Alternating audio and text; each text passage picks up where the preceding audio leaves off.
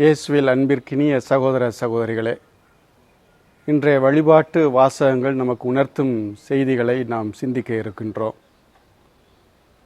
முதல் வாசகத்தில் ஒசேயா இறைவாக்கினர் திராட்சை பழத்தோட்ட கனிகள் எவ்வளவு மிகுதியாக இருந்ததோ அவ்வளவு மிகுதியாக சிலை வழிபாடு மிகுதியானது என்பதை சுட்டி காட்டுகின்றார். நற்செய்தி வாசகத்தில் ஆண்டவர் இயேசு கிறிஸ்து 12 சீடர்களையும் வரவழைத்து அவர்களை பணிக்கு அனுப்பி தீய ஆவிகளை போக்கவும் நோய் நொடிகளிலிருந்து மக்களுக்கு விடுதலை அளிக்கக்கூடிய அதிகாரத்தை கொடுத்து பணி அனுபவத்தை கொடுக்க அவர்களை அனுப்பி வைக்கின்றார்.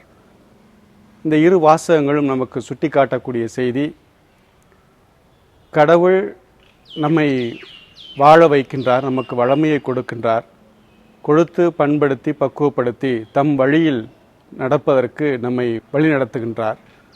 நமக்கு எவ்வளவு வளமையை கொடுக்கின்றாரோ அந்த காலகட்டத்திலெல்லாம் மனிதர்கள் உண்மையான கடவுளை மறந்து அவருடைய வழியிலிருந்து தவறி பிற சிலை வழிபாடுகளையும் தமக்கென்றே ஒரு கடவுளை உருவாக்கி கொண்டு தமக்கென்றே ஒரு வழியை உருவாக்கி கொண்டு கடவுளுடைய வழியை மறந்தவர்களாக செல்லக்கூடிய மனப்பாங்கு தொண்டு தொட்டு வருவதை சுட்டி காட்டுகின்றது முதல் வாசகம். அத்தகைய மனப்பாங்கும் இன்றைய காலகட்டத்திலும் இருந்து கொண்டிருக்கிறது. மனிதனுக்கு அத்தகைய வளமை கூடும் பொழுது உண்மை கடவுளை மறந்து விடுகிறார்கள். அதே வேளையில் தனக்கென்றும் கடவுளை உருவாக்கி கொள்கிறார்கள். தான் உருவாக்கிய வழியே நேரிய வழி என்று கருதக்கூடிய ஒரு மனப்பாங்கு வந்து விடுகிறது. இதை ஒசேயா இறைவாக்கினர் சுட்டிக்காட்டி இதிலிருந்து இத்தகைய மருவி வாழக்கூடிய மனப்பாங்கை போக்கி உண்மை கடவுளை நாம் வழிபட வேண்டும், நீதியில் நிலைத்து நிற்க வேண்டும், அன்பை கனிவுடன் அறுவடை செய்ய வேண்டும் என்று அழைப்பு விடுக்கின்றார். அந்த நீதி என்பது உண்மை கடவுளை அறிவது, அவரை அன்பு செய்வது, அவருக்கு அந்த அன்பில் பிரமாணிக்கமாக இருப்பது, இது ஒரு நீதியாக பார்க்கலாம். அந்த அன்பை கனியை அறுவடை செய்வது, கனிவுடன் அறுவடை செய்ய வேண்டும். பிறர் காட்டக்கூடிய அதுவும் கடவுள் காட்டக்கூடிய அன்பை நாம் கனிவுடன் அறுவடை செய்து அதை ஏற்றுக்கொண்டு அவர் கொடுக்கக்கூடிய அந்த அன்பின் ஆற்றலை அருளை நாம் ஏற்றுக்கொண்டு அதை அறுவடை செய்து நமது வாழ்வாக்க வேண்டும். அதே வேளையில் நம்ம மத்தியில் நம்மோடு வாழக்கூடிய சகோதர சகோதரிகள் நம்மை அன்பு செய்வதை ஏற்றுக்கொண்டு வாழ வேண்டும், அதை அறுவடை செய்ய வேண்டும், அதை அனுபவிக்க வேண்டும். இதில் உண்மைத்தன்மை என்பது இருக்க வேண்டும். உண்மைத்தன்மை உறவை உருவாக்கும், நல்லதொரு வழியை காட்டும், நல்லதொரு நேரிய வழியில் நடப்பதற்கும் மன நிறைவை கொடுப்பதற்கும் உறுதுணையாக இருக்கும். எனவே இதை கண்டுகொள்ள வேண்டும் என்பதை முதல் வாசகம் சுட்டிக்காட்டுவதாக நான் உணர்கிறேன். நற்செய்தி வாசகத்தில் பிற இனத்தாரிடையே நீங்கள் செல்ல வேண்டாம் என்று சீடர்களுக்கு அறிவுறுத்துகின்றார்.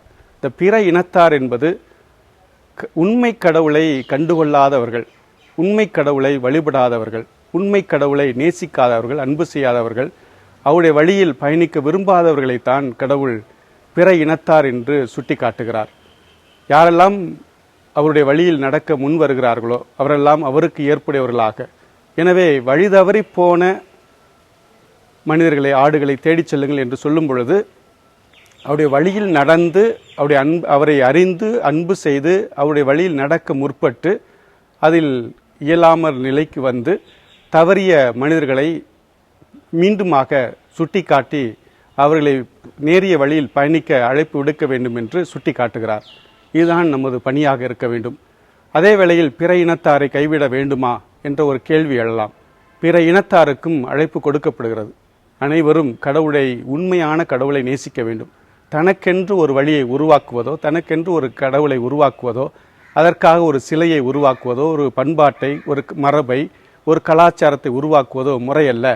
கடவுள் கொடுக்கக்கூடிய, மனிதர்களை உருவாக்கக்கூடிய, ஒன்றிணைக்கக்கூடிய, அனைவரையும் இணைத்து செல்லக்கூடிய ஒரு பாலமாக, அனைவருக்கும் அந்த வளமையை கொடுக்கக்கூடிய கருவியாக நாம் இருக்க வேண்டும்.